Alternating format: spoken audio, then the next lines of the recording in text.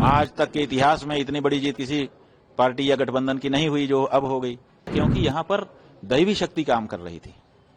और दैवी शक्ति जब काम करती है तो मनुष्य उसका आकलन नहीं कर पाता है। इतिहास में पहली बार एक शंकराचार्य के रूप में हमने किसी पार्टी के लिए कहा कि उसको जनता को चाहिए कि उसको वोट दे। जो नहीं कोई नेता कर पाया ऐसा काम उस व्यक्ति ने कर दिया। गौ माता को पशु सूची से हटा करके राज्य माता का दर्जा दिया। क्योंकि विरोधी लगातार ये कह रहे हैं कि गड़बड़ी की गई प्रशासन के द्वारा।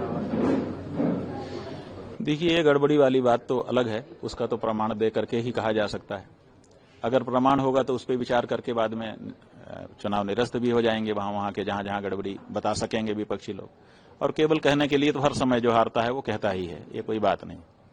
मूल बात यह है कि जो चुनावी पंडित हैं, जिन्होंने पूरा जीवन इसी बात को समझने में लगाया हुआ है, वो कुछ दिन तक पहले तक कह रहे थे कि महाराष्ट्र में स्थिति जो सरकार है उसकी खराब होगी।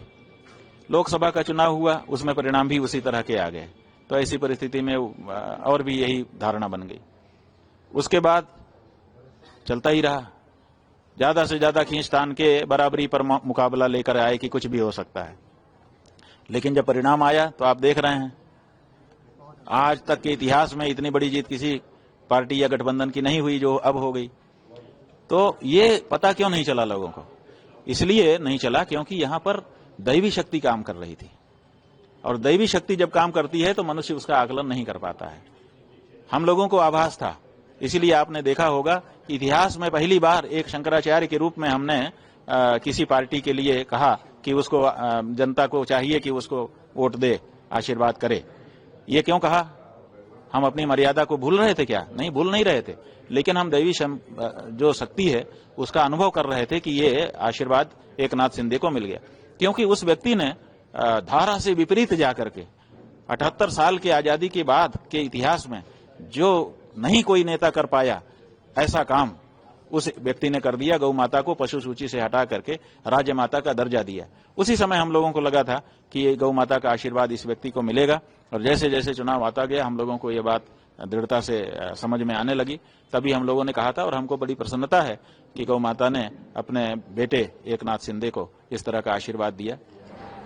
महाराज जी, जो छवि बाला साहब की वहाँ रही है, हिंदुत्व की छवि, वो अब लेगेसी को उनके बेटे, दोनों बेटे नहीं लेके आगे चल पाए। देखिए, वो बेटे नहीं लेके चल पाए वो अलग बात है, लेकिन महाराष्ट्र की जनता है और बहुत सारे दूसरे लोग हैं जिन्होंने जो शिवसेना की अपनी धारा थी उसको बरकरार रखा है। और इसीलिए महाराष्ट्र की जनता ने उनको भरपूर प्यार भी दिया है, 57 सीटें दी हैं।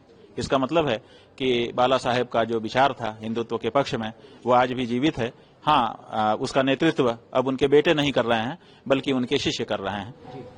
ये बात है। महाराज जी, सीएम योगी जी का अक्सर तस्वीरें आती हैं गौ माता का सेवा करते हुए, जहाँ जाते हैं गोरखपुर जाते हैं या कहीं पे जाते हैं, क्या वो फैक्टर यहाँ पे काम कर रहा है? देखिए, बात यह है कि फोटो खिंचवा लेने से, जैसे कोई किसी भी पद पर हो वो गाय के साथ फोटो खिंचवा ले, दुलारता हुआ, पुचकारता हुआ, तो वो फोटो तो जाता है।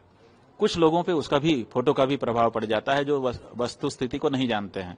वो फोटो देखते हैं, सोचते हैं कि देखिए गाय के प्रति कितना भाव है इनका, तो वो तो चले जाए। लेकिन आजकल क्या हो गया है कि जागरूकता बढ़ गई है, हर व्यक्ति के हाथ में सूचनाएं आ गई हैं, तो इंटरनेट पे लोग देख लेते हैं, तो डाटा भी देखते हैं कि ये जो प्रदेश का मुख्यमंत्री है ये गाय को प्यार तो कर रहा है, लेकिन इसकी गाय की स्थिति इसके प्रदेश में क्या है। तो जब वो इंटरनेट पे जाते हैं तो देखते हैं कि जितनी गौशालाएं हैं सब जगह बदहाली है, गायें मर रही हैं, उनकी देखरेख नहीं हो रही है, चारा नहीं मिल रहा है, भूसा नहीं मिल रहा है। उसके प्रदेश में जगह जगह कटीले तार लगाए गए हैं जिससे घायल हो रही है, करंट लगाए गए हैं, मारा जा रहा है, पीटा जा रहा है। और